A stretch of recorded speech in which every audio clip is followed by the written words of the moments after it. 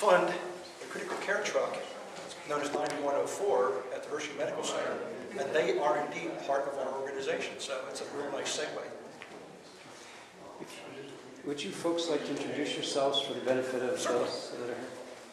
I'm Ralph Backenstose. I'm the president of the Lebanon County Ambulance Association. This is Jim Brittle, treasurer of the Lebanon County Ambulance Association. Good evening, Steve Marzowski, EMS chief for Lawn and vice president of the County Ambulance Association. I'd like to just share, Ralph, what you'd like to... certainly. First, I would like to kind of echo the words stated by the gentleman from CMN in 445.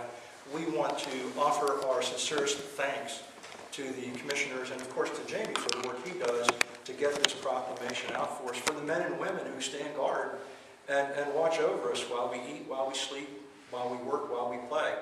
And most times we do that without, thanks. And getting thanks from this organization is something that kind of makes our heart feel really big, and we do really, truly appreciate it.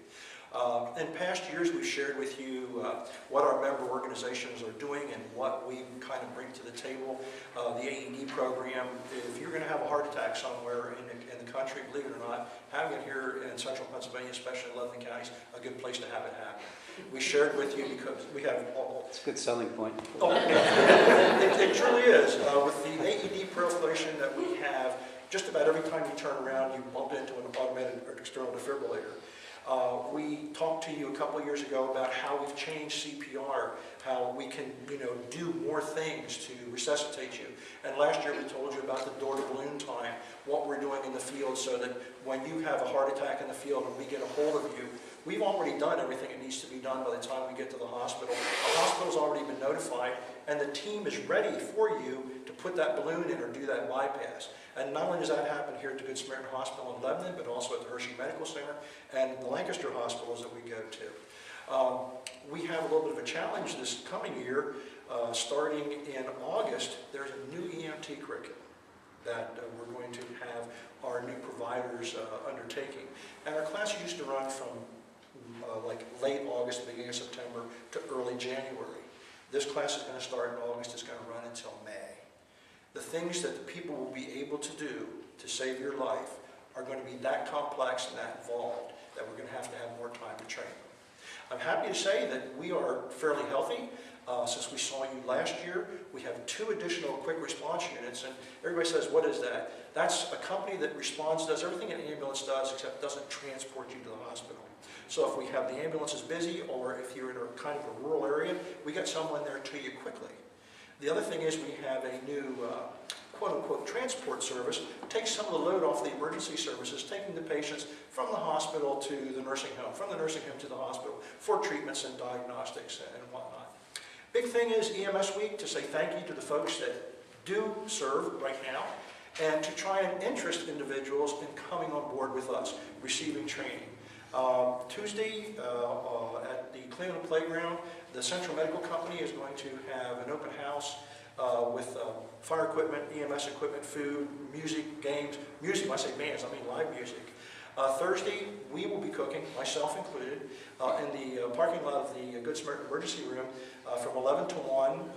And the commissioners, Jamie, you guys are more than welcome. Please come out and enjoy. For our EMS providers to say thank you. And Friday's our main event at the Lebanon Valley Mall. We will have Amy Warner from 92.1 broadcasting live. Lifeline will set down about 3 o'clock if we don't get a thunderstorm, if they don't have a call. We'll have all kinds of apparatus. If you're interested in a volunteer position, a paid position, we'll have folks there to help you, guide you along that pathway. If you're interested in training, we'll have folks there to tell you how to begin that life journey also. There are some things going on at the Hershey Medical Center, at the Health Services Federation. If you jump on our website, LebanonCountyAA.org, or hit us on Facebook, Lebanon County Ambulance Association, you can sort of follow along. Jim, you have something you want to throw in there? Myerstown is the one that sponsors the American Heart Association CPR Training Center.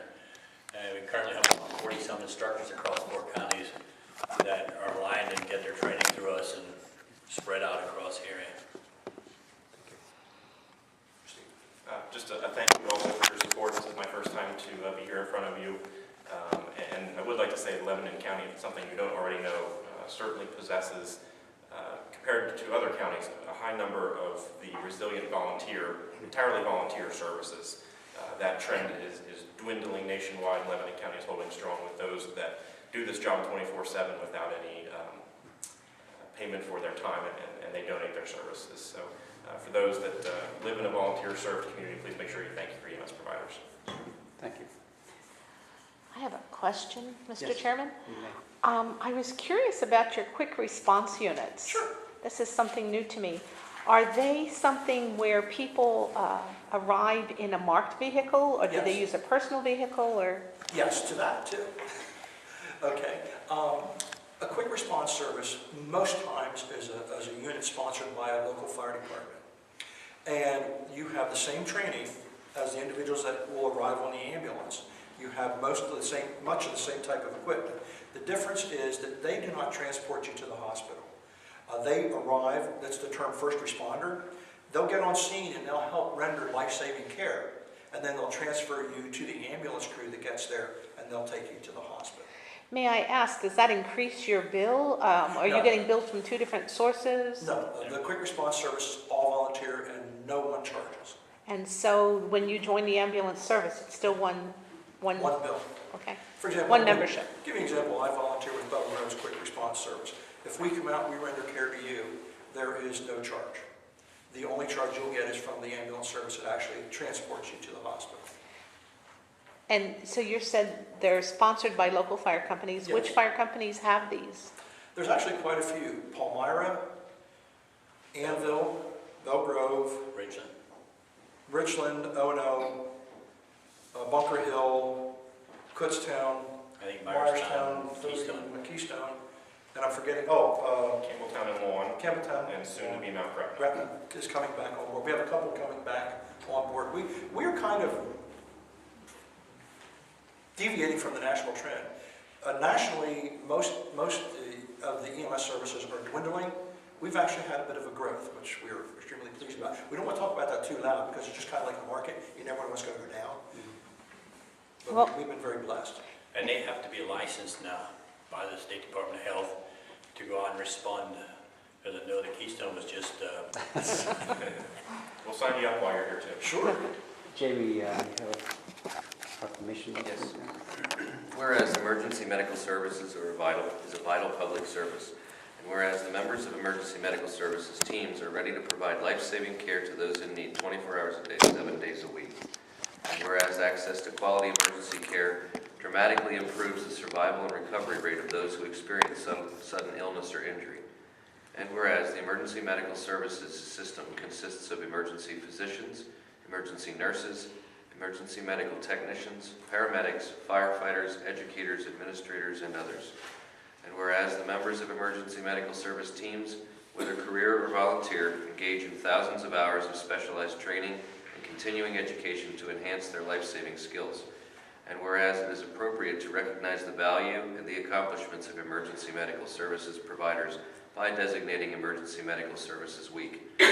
Therefore, we, the Commissioners of Lebanon County, Pennsylvania, in recognition of this event, do hereby proclaim the week of May 20th to the 26th, 2012, as Emergency Medical Services Week, with the theme EMS, More Than a Job, a Calling.